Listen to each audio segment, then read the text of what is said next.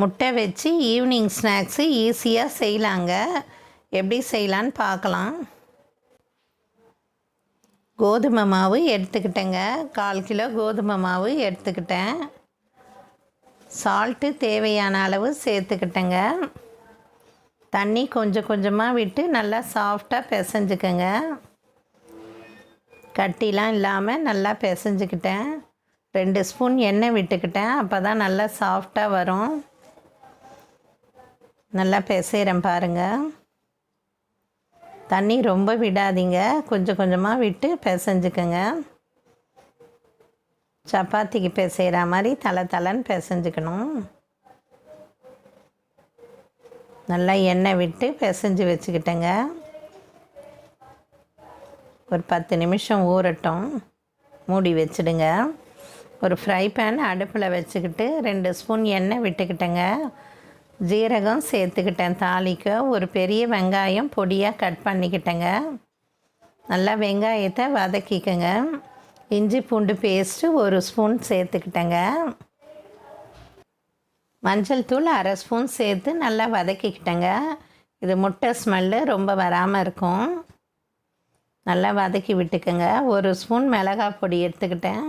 தனியா பொடி 1 ஸ்பூன் எடுத்துக்கிட்டேன். கரம் மசாலா 1/2 ஸ்பூன் எடுத்துக்கிட்டேங்க. எல்லாம் சேர்ந்தாப்பில் நல்லா வதக்கி விட்டுக்கங்க. ஒரு 2 நிமிஷம் நல்லா வதக்கிடுங்க.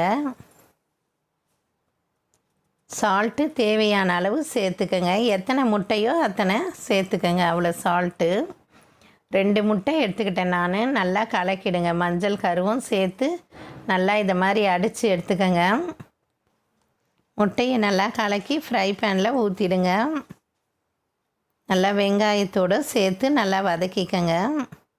மசாலா எல்லாம் சேர்ந்தாப்பில் நல்லா கலரி விடுங்க. அடி பிடிக்காமல் கலருங்க.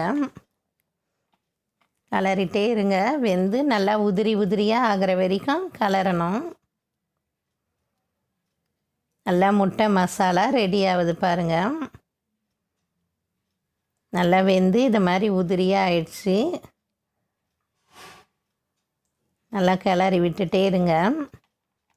கொத்தமல்லி இலைங்களை சேர்த்துக்கிட்டேன். அடுப்பை ஆஃப் பண்ணிவிடுங்க.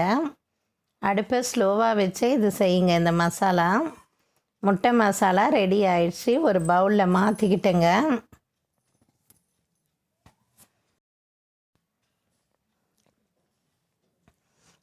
கோதுமை மாவு பிசைஞ்சு வச்சதை இது மாதிரி உருட்டிக்கங்க. நல்லா உருண்டைங்களாக செஞ்சு வச்சுக்கிட்டேங்க. மெலிசாக திரட்டிக்கங்க. கார்ன்ஃப்ளேக்ஸ் மாவு எடுத்து திரட்டிக்கிட்டேங்க. அப்போ தான் ஒட்டாமல் வரும். ஓரங்களில் இதை மாதிரி கட் பண்ணி ஸ்கொயராக ஆக்கிடுங்க. ஓரத்தில் இருக்கிற மாவெல்லாம் எடுத்துட்டேங்க.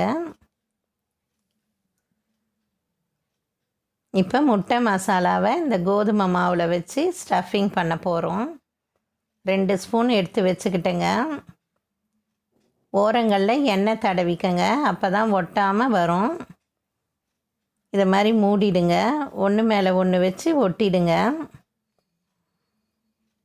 எண்ணெய் தடவி ஒட்டி வச்சுட்டேங்க. பிரியாமல் வரும். இது ஒன்று ஒன்றா செஞ்சு வச்சுக்கோங்க. இது மாதிரி ஸ்கொயராக